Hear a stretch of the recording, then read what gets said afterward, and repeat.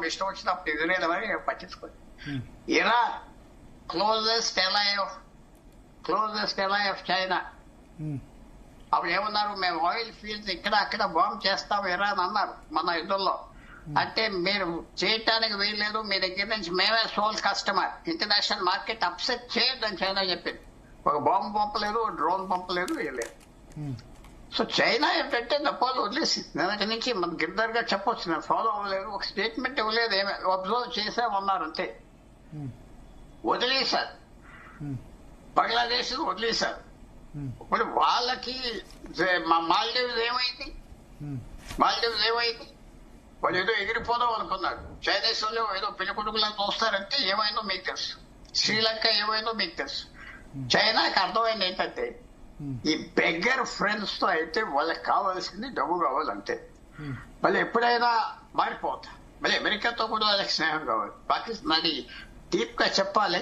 మా ఫ్రెండ్ గిరిధర్ గారు లాంటి వాళ్ళు, నేను అనుకుంటున్నా పాకిస్తాన్ మీద కూడా కొద్దిగా చైనాకి విసుకొచ్చింది అనుకుంటున్నాను. వాళ్ళ యాటిట్యూడ్, వాళ్ళ మాటలు బట్టి. ఎందుకంటే అమెరికా దగ్గర అయిపోయింది. ఎగ్జిస్టెన్షియల్ థ్రెట్ ట్రంప్ ఇస్తున్నాడు చైనాకి. అలాంటి టైంలో వెళ్ళిపోయింది. వీళ్ళు ఎంతవరకు నమ్మాలి? భారతదేశంతో తగు ఉన్నది కాబట్టి వీళ్ళని నమ్ముతున్నాం. ఏంటి కొన్ని ఆలోచనలు వస్తాయి.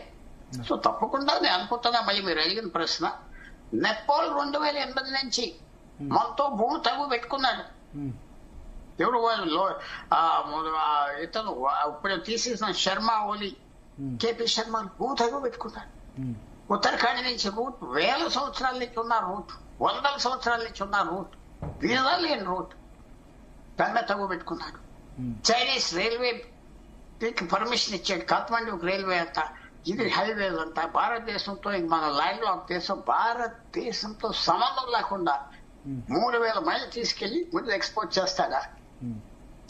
నేను చెప్తున్నా బాగా జరిగిందని చెప్తున్నా.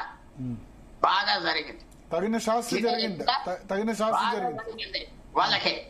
మనకి జరిగితే నవ్వుకోవటం కూర్చున్నారు. మీ ఉద్దేశంలో అప్పుడు అంటే రాజరికం ఉంటేనే బాగుండేదా? అప్పుడు 2008లో రాజరికం వాళ్ళు ఇప్పుడు ఎవరైనా రోల్ ప్లే చేస్తే ఒక కాన్స్టిట్యూషనల్ మోనార్కీ కింగ్ కూడా ఒక చిన్న ప్లేస్ ఉంటే, మోడరేట్ చిన్న ప్లేస్ అంటున్నా. అది భారతదేశం చేసే తప్పు. అవి ఏదో కమ్యూనిస్ట్ పార్టీ వాళ్ళు మన మిత్రులే, నాకు దగ్గరే, వాళ్ళు వెళ్ళి అంటే అప్పుడు మన్మోహన్ సింగ్ తప్పు చేశారు. మన్మోహన్ సింగ్ దాన్ని అడ్డుకొని ఉండాల్సిందంటారా ఆ సమయంలో? మన్మోహన్ సింగ్ తప్పు చేశారు ఆ సమయంలో? తప్పున్నారా? అది పెద్ద రెవల్యూషనరీ లాగా ఎందుకు చేయాలి భారతదేశం? ఒకనప్పుడు వాళ్ళు మనతో మర్జ్ అయిపోతా అన్నారు నేపాల్. అది చేయవలసిందే. సిక్కిం మర్జ్ అవ్వలేదా? అస్సాం మనతో లేదా? అది మన రేస్ కాదు కదా. అస్సాం థైలాండ్ నుంచి వచ్చారు, బోడోస్ థైలాండ్ నుంచి వచ్చారు 1000 సంవత్సరాల క్రితం. మర్జ్ అవ్వారు. అందువల్ల మనం సంతోషించాలి. సోషల్ మీడియా చేసి ఎవరు చాలా పెద్ద ట్యాంకర్స్ మీలాంటి వాళ్ళు నిన్న ఇదంతా భారతదేశంలో ప్లాన్ చేస్తారంటే అంత సింపుల్ కాదన్న. ఇక్కడ పీపుల్ ఆర్ కంటెంట్. ఈ 80 సంవత్సరాల్లో ఇక్కడ జరిగిన సోషల్ మార్పులు ప్రపంచంలో 1000 సంవత్సరాలు ఎక్కడా జరగలేదు అని నేను అనుకుంటున్నాను. అలాంటి దేశంలో ఎందుకు వస్తాయి? ఆ దేశం మన దేశానికి చాలా తేడా ఉన్నాయి. అందువల్ల ఇది మనం నేపాల్కి జరిగింది, శ్రీలంకకి బుద్ధి వచ్చింది, మాల్దీవ్స్ కి బుద్ధి వచ్చింది, బంగ్లాదేశ్ కి బుద్ధి వస్తాయి అని భావిస్తాను. ఓకే గిరిధర్ గారు, సో నేపాల్ పరిణామాల వెనుక ఇప్పుడు నిన్న కూడా మనం మాట్లాడాం. నిన్న ఇవాళ డెవలప్మెంట్ చూస్తే సుశీలా కర్కి ఇప్పుడు కొత్త ప్రైమ్ మినిస్టర్ అంటున్నారు. సో ఏం జరగబోతోంది? పుల్లారావు గారికి నాకు చాలా సార్లు మేము ఇద్దరం జాయింట్ గా చాలా డిబేట్స్ వచ్చాము. ఆయన చెప్పేటువంటి నేను యాక్సెప్ట్ చేసేది బహుశా మైనారిటీ 5% ఉండొచ్చేమో, 95% నేను విభేదిస్తాను ఆయన్ని. కాబట్టి ఇప్పుడు ఈ రోజు కూడా విభేదించాల్సి వస్తుంది. ఇద్దరు ఒకటే మాట్లాడితే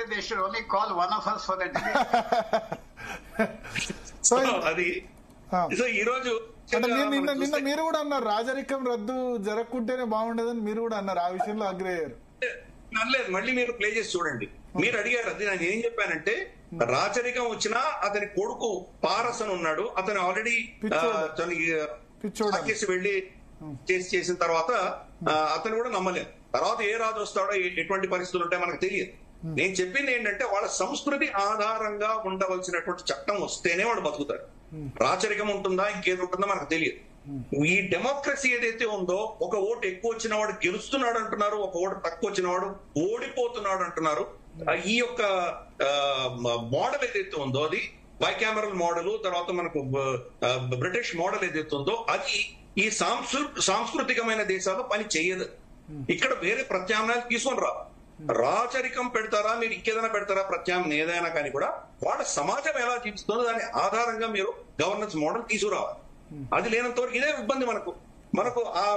వాళ్ళ యూకేలో ఇదివరకు ఏముండేది, యూకేలో వాళ్ళకు ఏ కాన్స్టిట్యూన్సీ వెళ్ళినా కానీ వాళ్ళు తెల్ల జాతి వాళ్ళు, ప్రొటెస్టెంట్స్, ఆంగ్లో సాక్సన్స్. కాబట్టి వాళ్ళ మధ్యలో విభేదాలు ఏమి ఉంటాయి, ప్రభుత్వం దీన్ని శాసించాలా లేదా మార్కెట్ శాసించాలా, ఇటువంటి విభేదాలు తప్ప ఇంకేం ఉండేవి కాదు.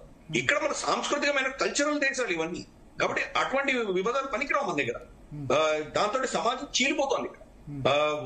మనకి మన దేశంలో కూడా చూస్తున్నాం, కాంగ్రెస్ పార్టీని సపోర్ట్ చేసేవాళ్ళు మోదీ గారిని తిట్టక తప్పట్లేదు, మోదీ గారికి సపోర్ట్ చేస్తున్న వాళ్ళు రాహుల్ గాంధీని తిట్టక తప్పట్లేదు.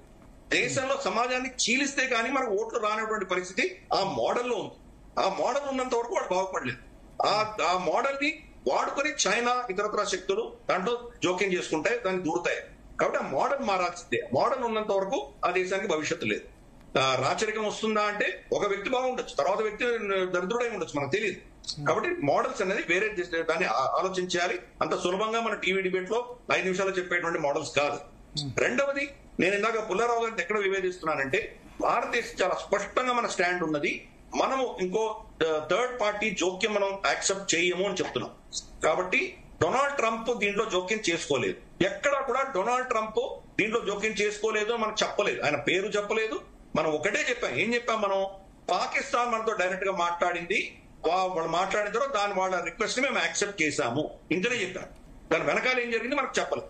మోదీ గారు పార్లమెంట్ సాక్షిగా ఏం చెప్పారు? ఆయన జేడీ వ్యాన్స్ ఫోన్ చేశారు. జేడీ వ్యాన్స్ ఫోన్ చేస్తే నేను బిజీగా ఉండినప్పుడు యుద్ధం ప్లానింగ్ లో, తర్వాత 2 గంటల తర్వాత మాట్లాడాను, మీ మీద పెద్ద అటాక్ చేయబోతున్నారని చెప్పాడు ఆయన. చేస్తే గోలీకే బదులా గోలా పెంకింగ్ అని చెప్పాను నేను, అంతకుమించి ఏమీ లేదు. కాబట్టి నేను దానికి ఎటువంటి చర్చ జరగలేదు అని చాలా స్పష్టంగా చెప్పారు. కాబట్టి డొనాల్డ్ ట్రంప్ పేరు గాని, డొనాల్డ్ ట్రంప్ జోక్యం గాని ఇవన్నీ చెప్పలేదు. మనం ఏం చెప్పాము? డిఫరెంట్ గా చెప్పాము. థర్డ్ పార్టీ జోక్యం లేదు అని చెప్పాము. తర్వాత పాకిస్తాన్ డైరెక్ట్ గా ఫోన్ చేసింది కాబట్టి మేము స్పందించామని చెప్పాము. ఇక్కడ చాలా విడ్డూరమైన విషయం ఏంటంటే ఇషాక్ దార్ వాళ్ళ విదేశాంగ మంత్రి కూడా ఏం చెప్పాడంటే మేము అమెరికాకు ఫోన్ చేయలేదు అని చెప్పాడు. మా యుద్ధం ఆపమని మేము కూడా ఫోన్ చేయలేదా అంటే ఇషాక్ దారు కరెక్టే, డొనాల్డ్ ట్రంప్ కరెక్టే, మోదీ గారు కరెక్టే, ముగ్గురు కరెక్టే. దాన్ని మనం మేనేజ్ చేసుకోవాల్సిన అవసరం లేదు మనకి. ఎందుకంటే అమెరికా పాకిస్తాన్ కు ఫోన్ చేసి ఆర్డర్ ఇచ్చింది, మీరు ఆపండి యుద్ధం అని చెప్పి వాళ్ళకి ఆర్డర్ జారీ చేశారు. పాకిస్తాన్ ఏం ఫోన్ చేయలేదు, అమెరికా నుంచి ఫోన్ చేసి వాళ్ళని యుద్ధం ఆపండి, భారతదేశంలో మాట్లాడమని చెప్పి వాళ్ళకి ఇన్స్ట్రక్షన్స్ ఇచ్చారు. కాబట్టి ఇషాక్ దార్ చెప్పింది కరెక్టే. యుద్ధం ఆపింది డొనాల్డ్ ట్రంప్ ఆపిన విషయం కూడా కరెక్టే. ఎందుకంటే అతను పాకిస్తాన్ ఫోన్ చేయకుంటే ఏమైందో మనకు తెలియదు, ఇన్వాల్వ్ చేశారు. కానీ భారతదేశానికి చెప్పే ప్రయత్నం చేసినా మనం దాన్ని తిరస్కరించాం. కాబట్టి అమెరికా జోక్యం మన దగ్గర లేదు, మనం పాకిస్తాన్ మనతో మాట్లాడేందుకే మనం స్పందించాం. కాబట్టి మోదీ గారు చెప్పింది కూడా కరెక్టే. ఈ విషయం మనం అర్థం చేసుకోవాలి.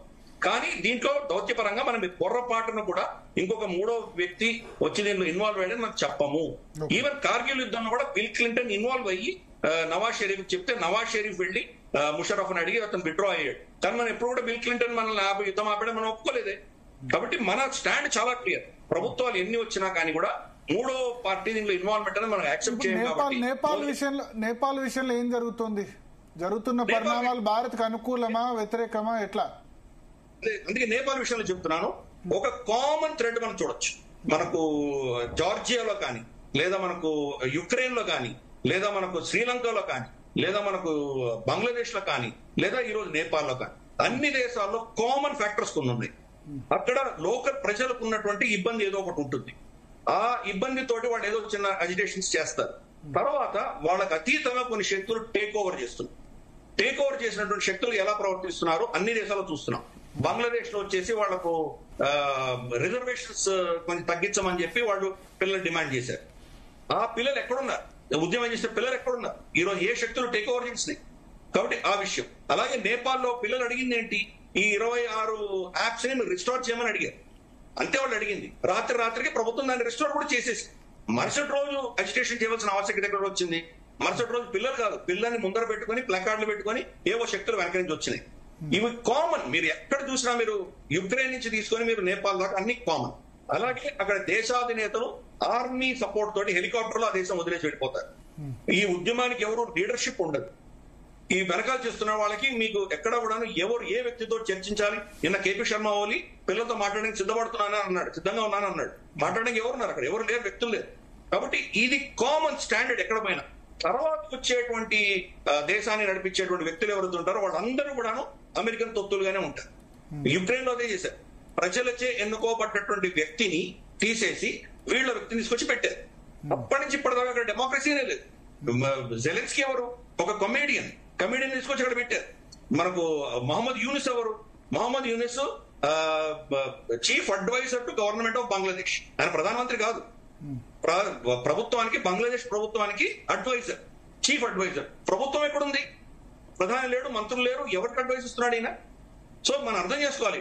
అలాగే మనకు శ్రీలంకలో కూడా జరిగింది కూడా ఇదే పరిస్థితి. రాజపక్షలు అక్కడి నుంచి హెలికాప్టర్లో వెళ్ళిపోవాల్సి వచ్చిన పరిస్థితి. సైన్యం, ఈ అన్ని దేశాల్లో సైన్యం ఫస్ట్ ప్రభుత్వ పక్షాన్ని నిలబడుతుంది. ప్రభుత్వ పక్షాన్ని 1-2 రోజులు నిలబడిన తర్వాత వాళ్ళకి ఎక్కడి నుంచి ఏం ఇన్స్ట్రక్షన్స్ వస్తాయో తెలియదు.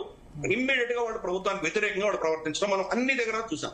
దీన్ని టూల్ కిట్ అని పిలుస్తాం. ఈ టూల్ కిట్ ని మాస్టర్ చేసింది అమెరికన్ డీప్ స్టేట్. దాని ఆధారంగానే ఇవన్నీ జరిగింది. ఈ విషయం మనం స్పష్టంగా అర్థం చేసుకోవాలి. ఈ టూల్ కిట్ లో దీన్ని మాస్టరీ చేసిన వాళ్ళు ఉన్నటువంటి వ్యక్తులు కొంతమంది పేర్లు తెలుసు మనకి. వాళ్ళు ప్రభుత్వాలు ఏమొచ్చినా కానీ వీళ్ళ అధీనంలోనే ఉంటాయి. ఇప్పుడు రిపబ్లికన్స్ అధికారంలో ఉన్నా సరే జార్జ్ సోరోస్ అండ్ గ్యాంగే ఆధిపత్యం ఎలా ఇస్తుందో ఇంకా జార్జ్ సోరోస్ డీప్ స్టేట్ లో 1% మాత్రమే. ఇంతకంటే భయంకరమైన శక్తులు ఉన్నాయి వెనక. George Soros is nothing. George Soros మనకు మీ ప్రెస్ లో పార్లమెంట్ ని, కోర్ట్స్ ని, తర్వాత అక్కడ పొలిటికల్ లీడర్షిప్ ని టార్గెట్ చేస్తారు. వాళ్ళ ఇళ్ళని తగలబెడతారు, వాళ్ళ మీద టార్గెట్. ఇది కాన్స్టెంట్, ఎక్కడ పోయినా ఇదే పరిస్థితి. కాబట్టి ఆ టూల్ కిట్ మనం విస్మరించకూడదు. వాళ్ళకున్న శక్తి ఇంత అంత కాదు. భారతదేశంలో కూడా 2-3 సార్లు ఆల్రెడీ ట్రై చేశారు. షహీన్ బాగ్ సిఏఏ సంబంధించినటువంటి విషయాలు కావచ్చు, ఫార్మర్స్ అజిటేషన్ కావచ్చు, ఇటువంటివన్నీ చేశారు. మనకు ఆంధ్రప్రదేశ్, తెలంగాణ, తమిళనాడు, కర్ణాటక ఇక్కడ ఎవరు రైతులు ఉద్యమాలు చేయలేదే. సరే వీళ్ళని టికెట్లు ఇచ్చి అక్కడ తీసిపోయి కొంతమంది నిలబెట్టారు, అది వేరే విషయం. కానీ మన రైతాంగం సంతోషంగానే ఉన్నారు వ్యవసాయ చట్టాల గురించి. అక్కడ అజిటేట్ చేసింది ఎవరు? Punjabi, Haryana, western UP. అంటే ఈ యొక్క సమాజం మాత్రమే అజిటేట్ చేసింది. ఎందుకు చేశారు? దీనివల్ల లాభం పొందేటువంటి వ్యక్తులు వాళ్ళు. పంజాబ్ లో 100 టన్నులు గోధుమలు పండితే 120 టన్నులు ఇసుక అమ్ముతారు. మిగతా 20 టన్నులు ఎక్కడి నుంచి వచ్చినాయి వాళ్ళకి? మిగతా 20 టన్నులు మనకు బీహార్ నుంచి, యూపీ నుంచి కొనుక్కొని వాళ్ళు అమ్ముతున్నారు. కాబట్టి ఆ ఎక్కువ సిస్టమ్, ఆ మాఫియా దెబ్బతింటోంది. కాబట్టి వాళ్ళు దాన్ని అపోజ్ చేశారు. కానీ ప్రభుత్వం లొంగిపోయింది కదా. మోదీ గారు ప్రభుత్వం కూడా దానికి లొంగిపోయిందని వెనక్కి తీసుకున్నారు కదా. కాబట్టి ఈ డీప్ స్టేట్ కెపాసిటీ చాలా ఉంది. రిహానా ట్వీట్ చేసిందండి. ఎవరు రిహానా? ఆమెకి పంజాబ్ గురించి ఏం తెలుసు, మన వ్యవసాయ చట్టాల గురించి ఏం తెలుసు. కాబట్టి $millions ఇస్తే ఆవిడ ట్వీట్ చేసింది. సో కాబట్టి మీరు ఈ డీప్ స్టేట్ ని మీరు తక్కువ అంచనా చేయకండి. వాళ్ళ భారతదేశంలో కూడా విస్ఫోటము, విద్వేషము సృష్టించగలిగిన కెపాసిటీ వాళ్ళ దగ్గర ఉంది. సిఏఏ చట్టంలో భారత పౌరులు ఒక్కడికి కూడా వర్తించినటువంటి చట్టం అది. మొత్తం దేశాన్ని తగలబెట్టారు. రాహుల్ గాంధీ స్టేట్మెంట్స్ వినండి. తేల్ పిచాకే రక్కా హై, చింగారీ లగానా బాకీ హై అన్నాడు. అంటే ఆల్రెడీ మేము పెట్రోల్ వేసి పెట్టాము, ఒక నిప్పు కణికి వేస్తే చాలు అన్నాడు. రీసెంట్ గా ఆయన ఇచ్చిన స్టేట్మెంట్ ఏంటి? మోదీ घर से बाहर नहीं निकलेगा, युवाओं को रोजगार देने तक इनको घर से बाहर निकलने नहीं देंगे. అంటే టార్గెట్ సేమ్ ప్లాట్ఫామ్ వీళ్ళు ప్లాన్ చేస్తున్నారు. అక్కడ నేపాల్ ప్రధానమంత్రి ఇంటిని ఎలా తగలబెట్టారో ఇక్కడ కూడా అటువంటి ముట్టడి చేయడానికి ఇండియాలో సాధ్యమా? అట్లా ఎందుకు కాదండి. ఇప్పుడు మీ ప్రధానమంత్రులు అందరూ జెండా ఆవిష్కరణ చేసినటువంటి లాల్ కిలా జెండా మీద ఖలిస్తానీ ఫ్లాగ్ వేయలేదా? మీరు అందుకని ఈ బిచ్చలో ఉండకండి. మీరు అంటే నేను అనేది అది వేశారు, కానీ ఇప్పుడు ఒక పార్టీ లేకపోతే ఒక ప్రధానికి వ్యతిరేకంగా ఆ విధంగా ఉద్యమం జరగడం సరే. రైతుల సంబంధించి రైతులు అని చెప్పి అది చేశారు, లాల్ కిలా మీద ఆ విధంగా చేశారు. కానీ బట్ ప్రధానిని గద్దెదించడం, పొలిటికల్ పార్టీని గద్దెదించడం, అసలు ప్రభుత్వం లేకుండా ఆ విధంగా చేయడం సాధ్యమా? చేస్తారా? దానికి కౌంటర్ గా కూడా జరుగుతాయి కదా, కౌంటర్ గా కూడా ఆందోళన జరుగుతాయి కదా. జరుగుతాయి. మన దేశం పెద్ద దేశం కాబట్టి మనకు వైవిధ్యం చాలా ఉంది కాబట్టి కాంప్లికేటెడ్ ఇది. కానీ కంప్లీట్ గా ఇగ్నోర్ చేయకండి. చాలా అంశాల్లో మనకు నొప్పి కలిగించేటువంటి ఉద్యమాలు జరుగుతాయి ఈ దేశం. పనికి కూడా జాతీయవాదం తక్కువ కావడం వల్ల జరిగిన పరిణామాల దేశాల్లో. నేపాలీలు ఉన్నారు, నేపాలీలు అందరూ వాళ్ళ జాతీయవాదం తక్కువ వాళ్ళకి.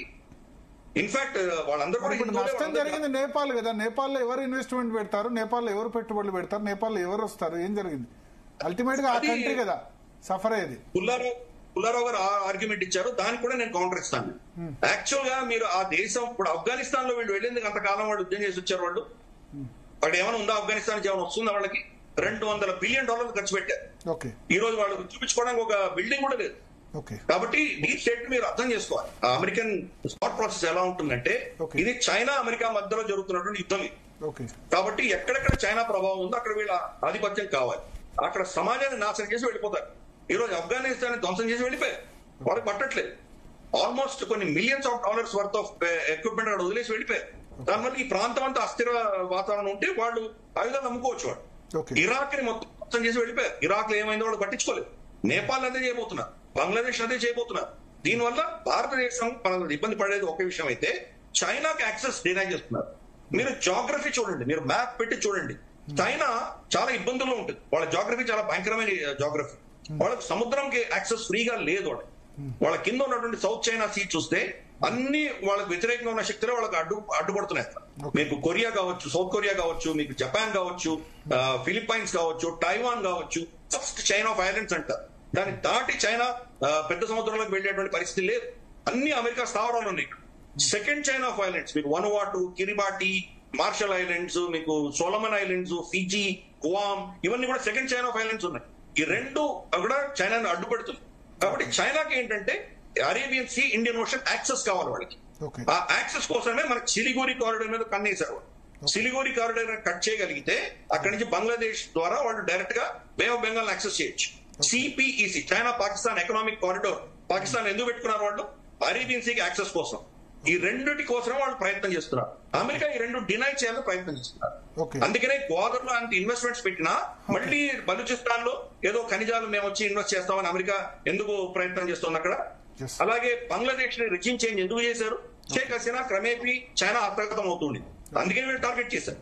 నేపాల్ కేపీ శర్మ ఓలీ, ఇందాక పుల్లారావు గారు చెప్పింది ఆ విషయంలో నేను ఏకీభవిస్తాను.